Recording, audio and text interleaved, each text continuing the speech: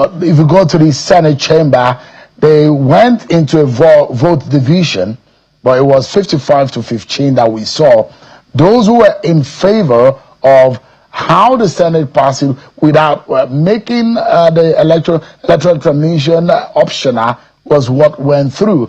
And what couldn't happen, some of the senators who couldn't have their way, is when they say it should be mandatory, they couldn't have their way. So it was a case of the majority had their way, minority had their say. But in all of this, all of the warnings about the processes, the amendment of the law, and how it will affect our electoral process, what is the implication of all of this? Let me bring one of the minority lawmakers in the National Assembly and a member of the House of Reps Committee on Electoral Affairs, and also a member of the Harmonization Joint Committee, Honorable Fed Agbedi. He's one of the senior lawmakers in the Green Chamber. Thank you so much indeed, Honorable, for joining us today. Thank you, Dr. Barrister Chief Shehu Akumbale. I would love to pick a title in Bayelsa State. Good evening to Nigerians. Right, thank you so much indeed.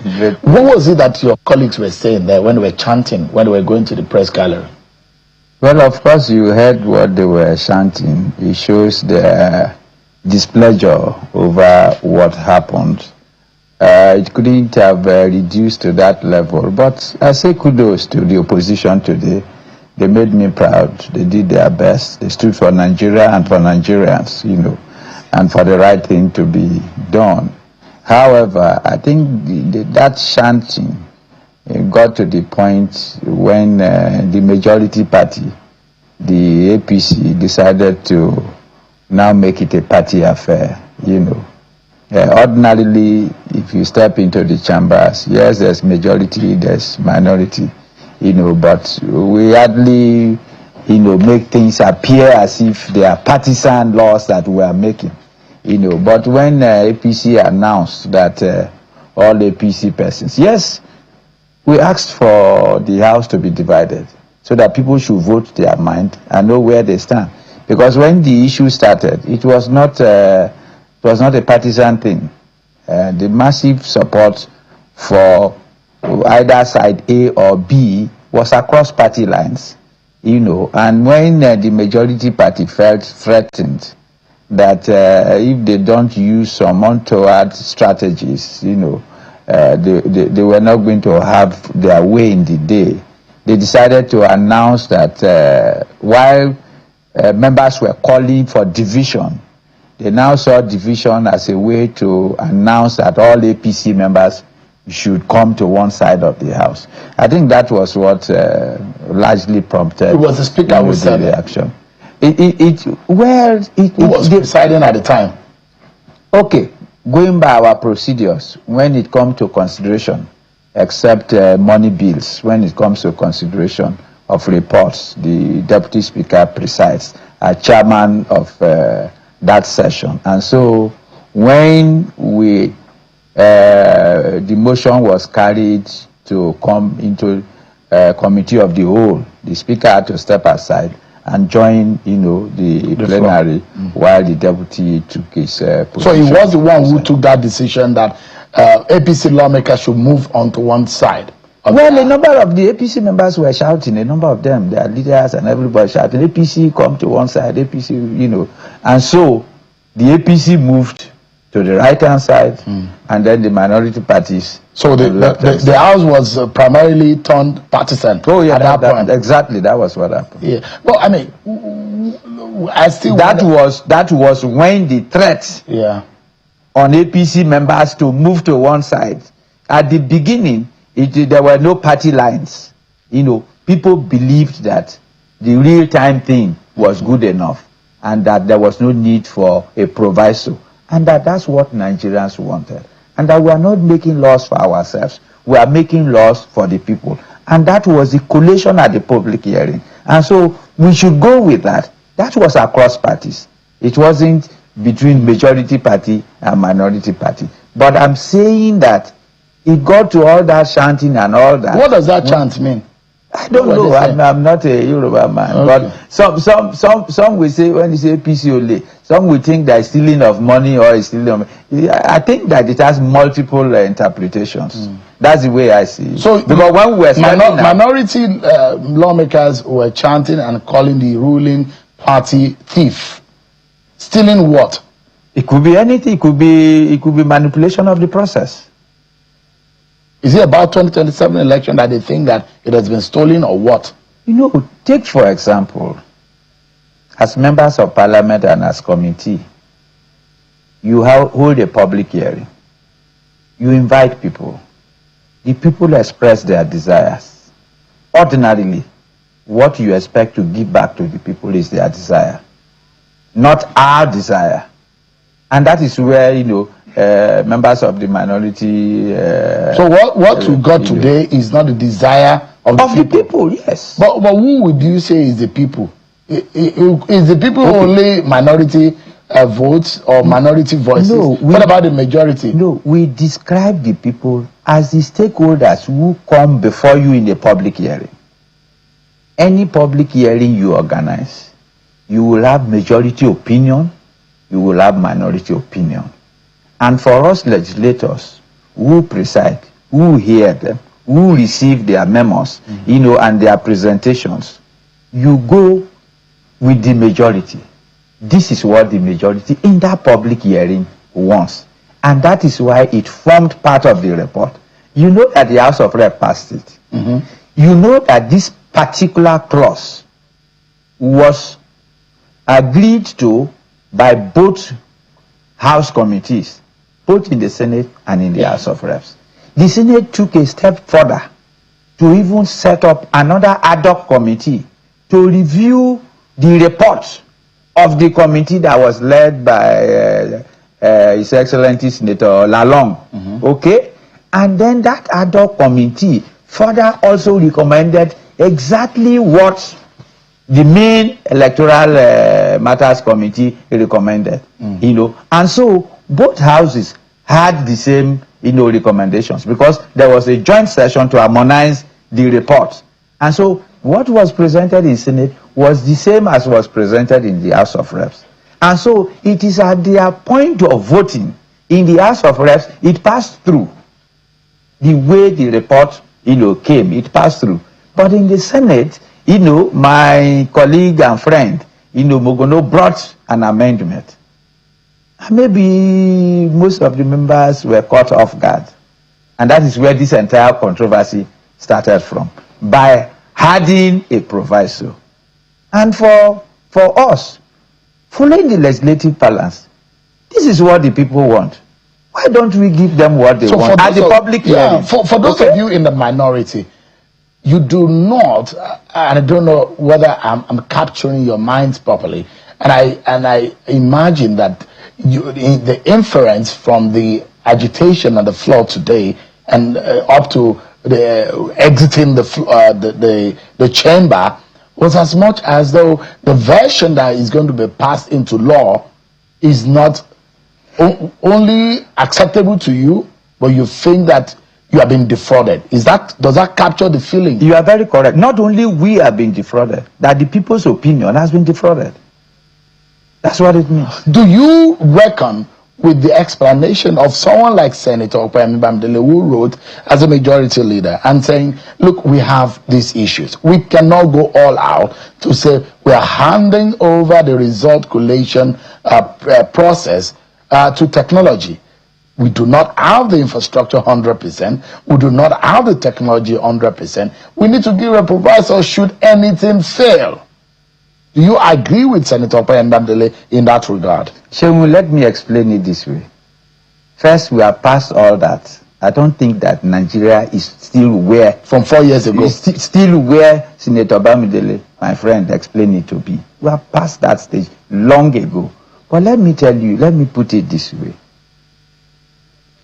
The electoral process is key with Form EC8A and the work of the presiding officer.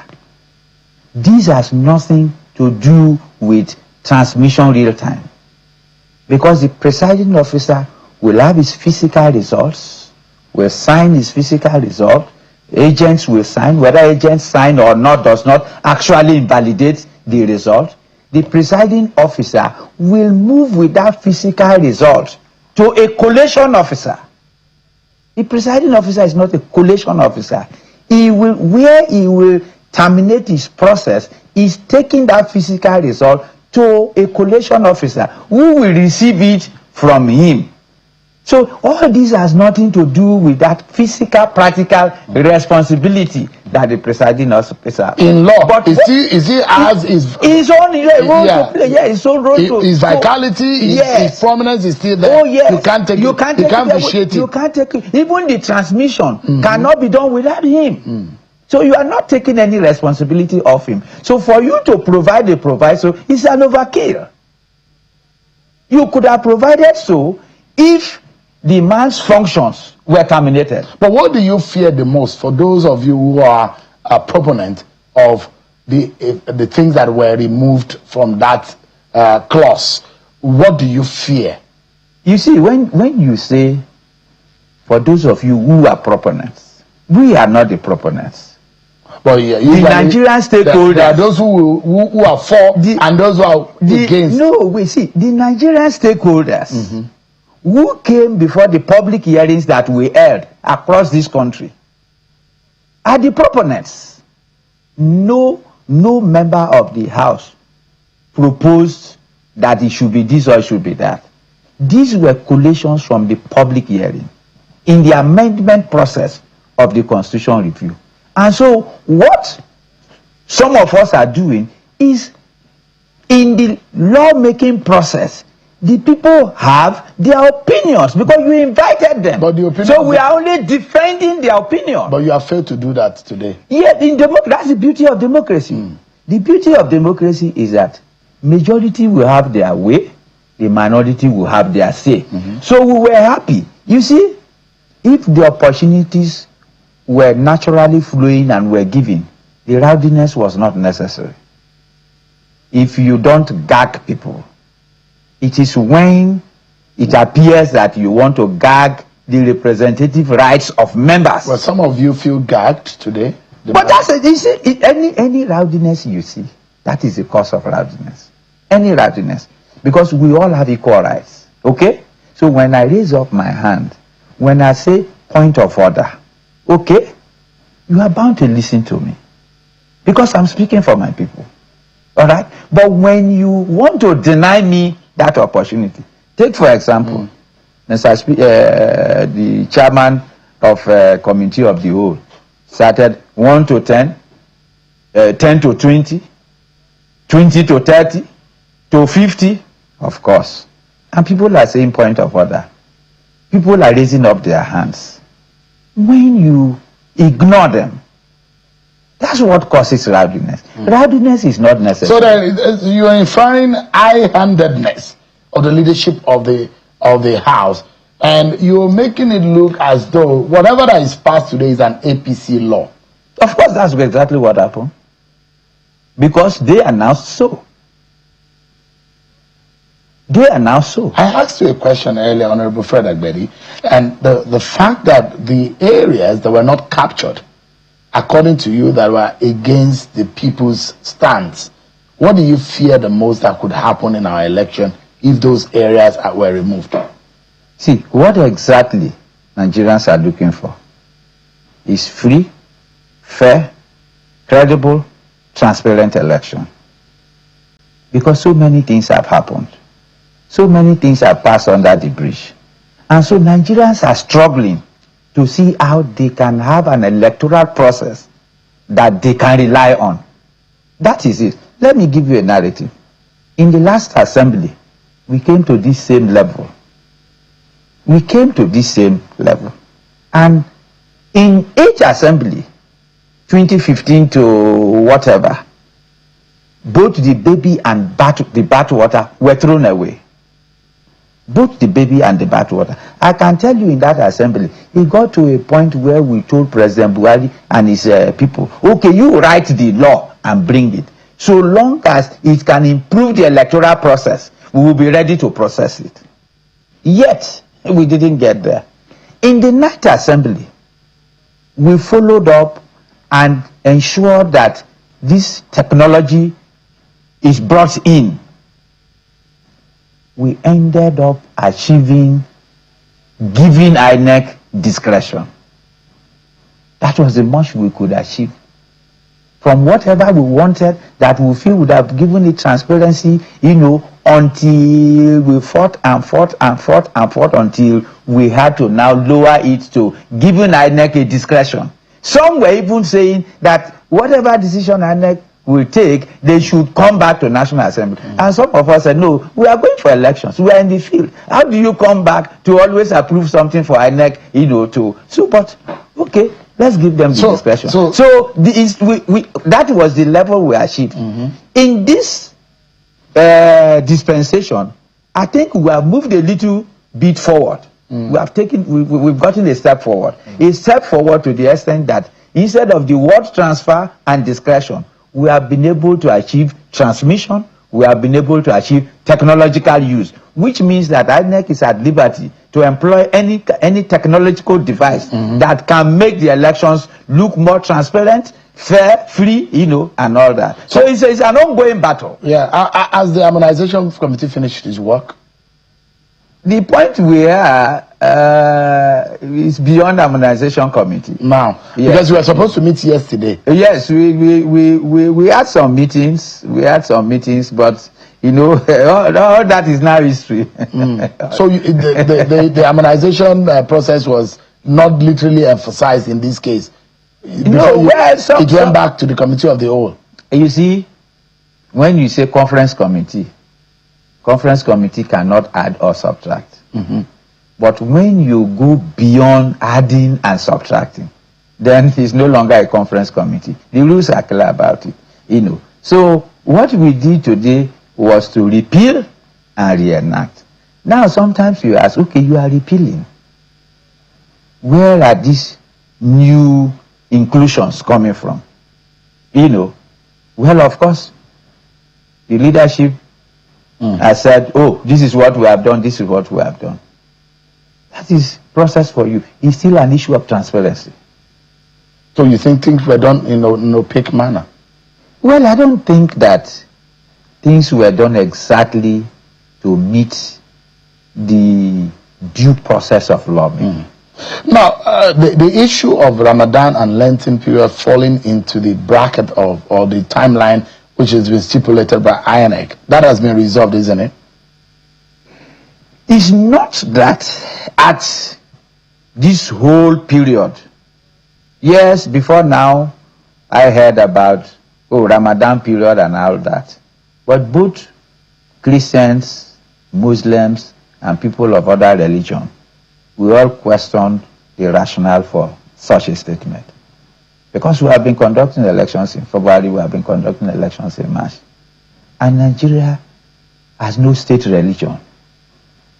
So you can't be talking about, when you are talking about the country and things to do, then you say, oh, this time you are taking is Ramadan period. No. So even Muslims said no, if you want to use that, it was not a right prescription to make. So that was not an issue as far as I'm concerned, because it wasn't in the corridor of discussion, But the fact remains that the 360 days that we had passed was such that we cannot keep the timelines from the point that INEC came out with their timetable. And so it will create an illegality. So it was now necessary to amend, which the Senate version captured. The Senate version said at least 180 days. And so if you are doing conferencing, instead of the 360 days, you take the 180 days. All right. Legislatively intact. Due process followed. All right. Honorable Ferrabedi, thank you so much indeed for your time tonight. Honorable Ferrabedi is a member of the House of Reps Committee on the Electoral Affairs and also a member of the Harmonization Committee. He's from Bayelsa State and a member of the PDP, the troubled PDP. Well, thank you so much indeed for your time. I don't know if you are the one troubling PDP, because most of you are the troubles PDP has. Okay. You are creating whatever narrative you like. Who is your national chairman? He's an SAN. He's not just an ordinary person. Okay. You should know that. So I see. It's not like some people that has Agbero as their national chair.